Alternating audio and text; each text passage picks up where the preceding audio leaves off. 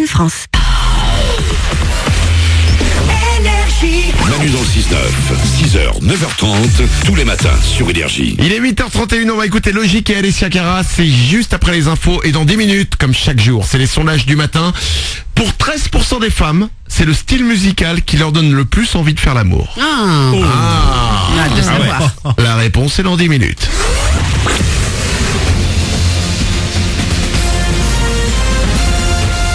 Toute l'actu sur Monaco-Menton avec Frédéric Plat.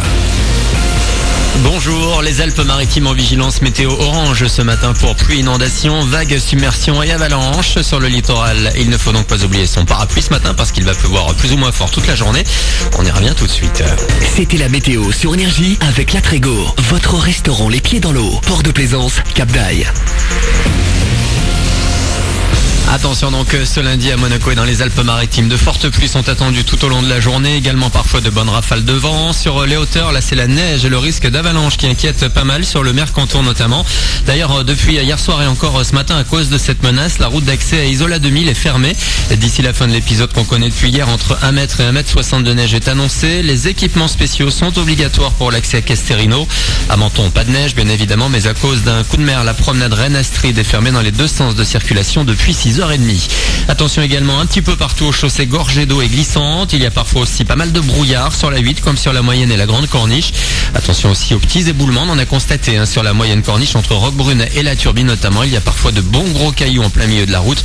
Vers Monaco encore plus que d'habitude, la circulation est très compliquée actuellement. Bon courage. Une bonne nouvelle tout de même avec cette météo agitée. Il ne fait pas trop froid, 11 degrés actuellement sur le littoral.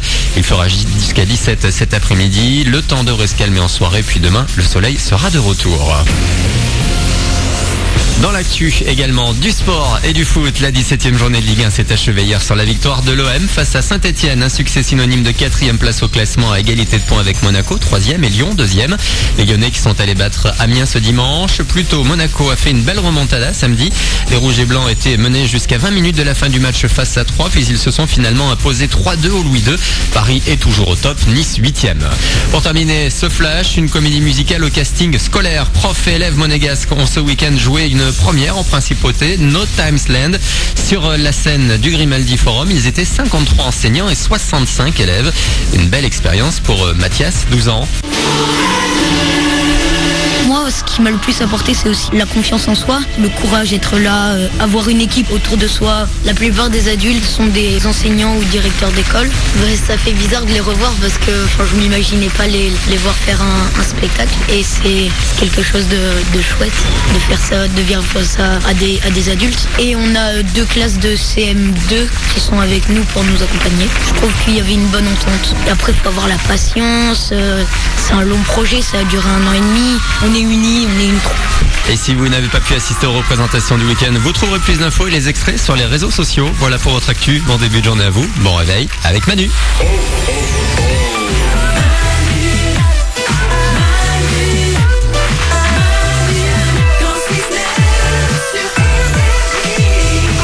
C'est la magie de Noël, entendez les guirlandes, entendez les cloches qui sonnent et qui résonnent au milieu des étoiles traversées par le traîneau du Père Noël. Ah ouais. Oh, j'ai fait une phrase, j'ai plus de souffle. Ouais. Oh, j'ai une info sur Noël, les amis. Ah cool. Tout le monde a globalement déjà fait son sapin, tout le monde a mis des guirlandes. Ouais. Je vous annonce que nous mettons tous mal les guirlandes électriques de Noël. Ah ouais. Qu'est-ce qu'on fait sur le sapin? On les enroule autour du sapin. Oui. Ouais. Eh ben, selon plusieurs architectes d'intérieur, qui apparemment ne sont pas débordés dans leur journée, la vraie bonne manière de mettre les guirlandes, c'est verticalement, en commençant par le haut du sapin, et comme ça les lumières ils seraient plus visibles entre les branches. D'accord. C'est comme ça qu'il faudrait mettre les guirlandes. Mais c'est beaucoup plus joli en plus. Mais il faut beaucoup plus de guirlandes. Bah oui mais non, surtout si t'as un petit sapin et que ta guirlande elle fait 2 mètres, une fois en bas, t'en fais quoi? Tu remontes comme ça, comme un, comment dire, un... Bah, en fait, au lieu de faire de horizontal, tu fais vertical. Moi je veux la facilité, c'est déjà assez relou comme ça. Si en plus faut faire de haut en bas. Ouais, je suis d'accord avec toi. Ah mais oui, ouais. coup de gueule sur les décos de Noël. Ça va quoi, c'est bon. C'est bon, ça va quoi. Les architectes d'intérieur, oui. ça sert à rien, c'est comme les hipsters. Ça va quoi, on va enchaîner avec autre chose. Est-ce que vous connaissez le mot le plus long de la langue française? Oui. C'est quoi, Glandu? Anticonstitutionnellement. Eh ben, j'ai une mauvaise nouvelle pour toi, ça a changé. C'est l'Académie française qui vient de l'annoncer. Ce n'est plus anticonstitutionnellement le mot français le plus long, Alors mais... Alors, anticonstitutionnellement, il fait 25 lettres. Ouais. Ouais. Le nouveau mot le plus long est intergouvernementalisation. Ah ouais. Au pluriel. Ah, Et ouais. ça fait 27 lettres. Wow. Intergouvernementalisation. Et tu l'emploies dans quel cas, par exemple?